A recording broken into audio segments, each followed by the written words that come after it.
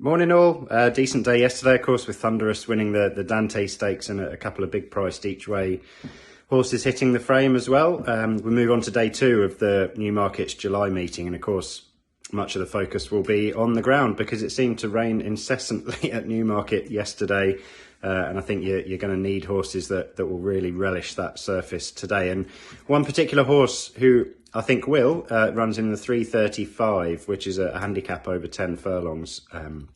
It's a horse for William Haggis called Grand Rock, who ran a brilliant fifth, I thought, in the Golden Gates handicap at Royal Ascot, when just too keen and too fresh early on for young Kieran Fallon. He tried to make the running, he was just a bit keen, and he looked like he was going to be right in there pitching at the finish when racing over on that far rail in the straight at Ascot, but just faded out of things in the closing stages.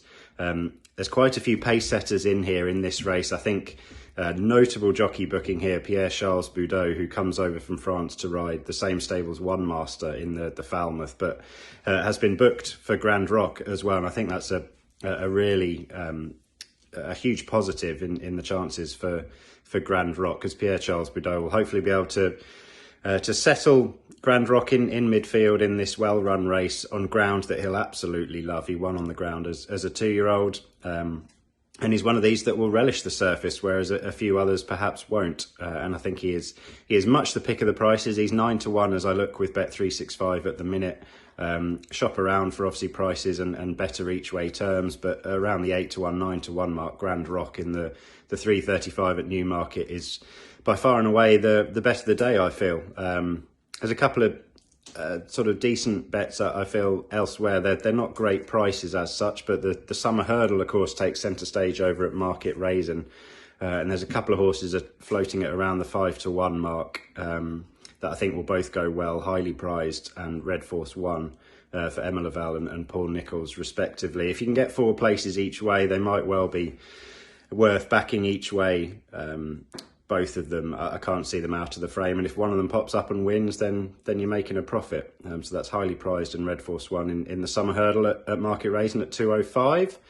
Up at Musselburgh at 4 o'clock, shortish priced favourite Cooper River, about the 2-1 mark, but I think could potentially be even shorter. Comes out of a Thirsk race that has been working out incredibly well. So if you can get a bit of 2-1 about Cooper River in the 4 o'clock at Musselburgh, that looks a decent enough bet. And then over in Ireland to the Curragh for the 6:15, which is a 1.5 mile handicap. There's a horse that is very, very well treated on the best bits of its hurdle form, and had a really eye-catching prep run a couple of weeks ago at Navan, and that's a horse called Layerman, who is 5-1 for the 6:15 over at Curragh.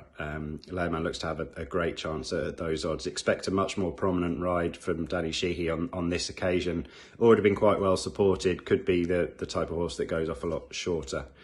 And then in the very last race of the day down at Bath, Rosie Royale is a horse who absolutely loves the 1 mile 6 furlong trip at Bath, and she had an eye-catching reappearance run at Lingfield.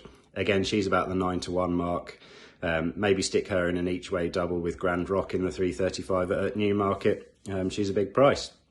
So there we go, have a good day. Grand Rock in the 3:35 at Newmarket is the main selection, and then positives for Highly Prized, Red Force One in the Summer Hurdle at Market Raisin, Cooper River in the 4 o'clock at Musselburgh, Layerman in the 6:15 at the Curragh, and then Rosie Royale I think is a cracking each way bet in the 8:05, the lucky last down at Bath. Okay, have a great day. Cheers.